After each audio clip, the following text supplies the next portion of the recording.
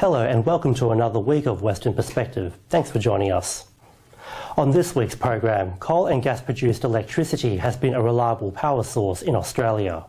But South Australia's widespread power outages as a result of storms in 2016 have resulted in concerns about electricity security and whether nuclear energy could be an alternative power source. Tonight, you be the judge as we investigate the pros and cons of going nuclear in Australia. Australian cities are bustling 24 hours a day, 7 days a week, with electricity powering homes and businesses across the country. Coal and gas are currently being used as the main energy sources, but a range of energy types have emerged as alternatives in an effort to reduce emissions. We need to be looking at what we can do now to reduce coal and carbon emissions. Nuclear energy is one of these options, and Australia, as well as other nations, have been considering it as a possibility. But many remain divided about its use and practicality as a power source. Nuclear energy has had a negative history after accidents and deaths at power plants overseas, but nuclear supporters believe it can be an alternative electricity generator in Australia.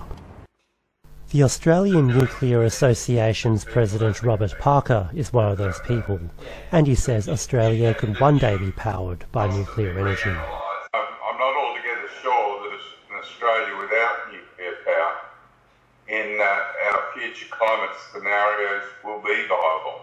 He believes the fears people have about nuclear power are unfounded. Nuclear power is an extremely powerful technology.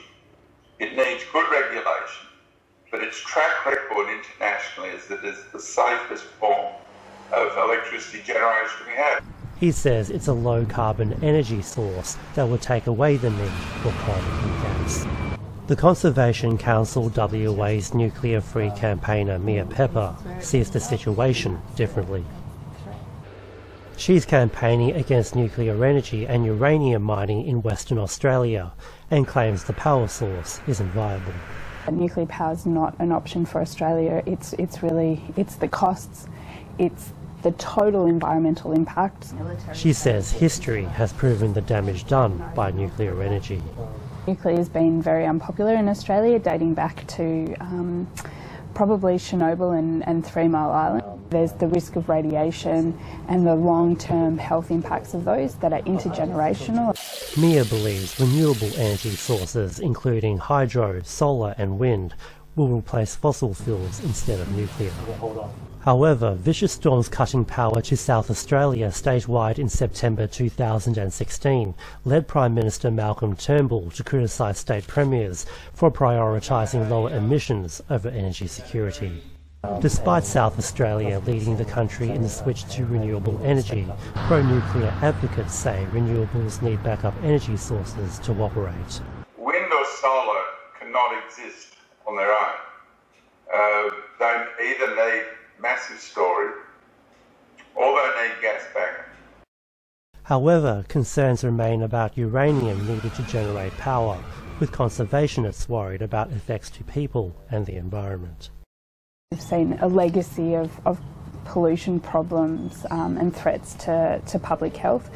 That comes back on the taxpayer and on the government. With Western Australia's Labor Party's election to government, environmental groups are hoping Premier Marshall Gowan will keep his promise to end uranium mining.